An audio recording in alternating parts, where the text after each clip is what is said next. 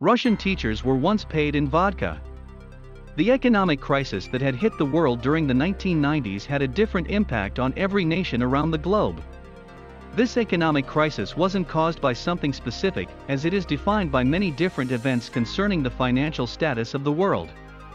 The world was going through a major change from an economic perspective, as the world powers started to balance after the Cold War. Economic crisis.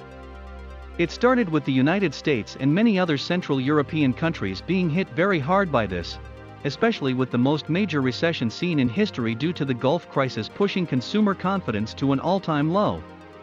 The recession itself had many other factors, but it was just all happening at a really difficult time for America.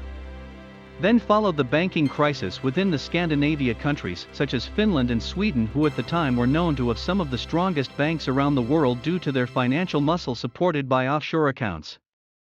Let's not forget about Black Wednesday, which tarnished UK's financial power during 1992 by being forced to withdraw its pound sterling from the ERM, European Exchange Rate Mechanism. Next was the Mexican economic crisis that was an inevitable event awaiting to happen after the huge recession in the US, which forced the United States government to devalue the peso against the dollar.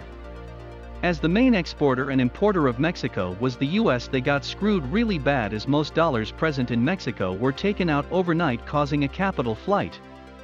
Another major hit to this whole crisis was the 1997 Asian financial crisis that diminished the economies that have been built for centuries by countries such as Japan, South Korea, and China.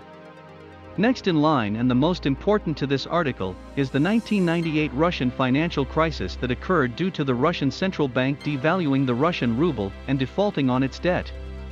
This was a necessary move, as Russia was having a hard time getting used to a democratic system since the fall of communism in 1991. 15 bottles of vodka per month. Due to this crisis, Russia had to make a lot of changes in order to keep its country from falling into a major recession, which it still fell into despite all its efforts. One of the major changes was paying the teachers within Russia using vodka instead of money. Most teachers had a set salary of 15,000 rubles, which was around $200 back in that time, and today, that would be around $430. Some of you may be shocked by this small salary, but that was a decent salary back in those times. As I mentioned, Russia was going through a rough time financially, as it was from their shift in the political system and losing a lot of assets since the fall of the Soviet Union. Instead of the 15,000 rubles, teachers would receive 15 bottles of Russkaya Vodka, the staple of vodka in Russia during the 90s. An article published in the Moscow Pullman Daily News from September 22, 1998 mentions that all teachers within central Russia will be receiving their monthly salaries in vodka, because the government's coffers are empty. The article also says that 8,000 teachers in the Altai Republic, Siberia, will be receiving 15 bottles of vodka as their salary, whilst local leaders pressure the federal government to pay its debts. The government promised teachers when this change happened that it would be something temporary that would last a few months, and once the period was over they would be paid remuneration.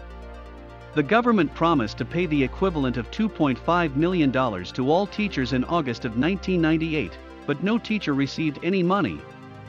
A question that I have seen raised many times around this topic is, why vodka? The use of food or other household items would have seemed better, but Russia was having a problem acquiring those as well. Vodka was what Russia had in abundance, and this is why they gave vodka to teachers. On the other hand, vodka was consumed in vast amounts by most households. I have seen some other sources mention that it was not only teachers, but some other professions who during that period of time received the equivalent of their salary in vodka. By the start of 1999, the government managed to raise some funds in order to actually pay teachers with money instead of vodka. Something tells me that some of them preferred being paid in vodka simply because life wasn't very colorful in Russia in that period of time.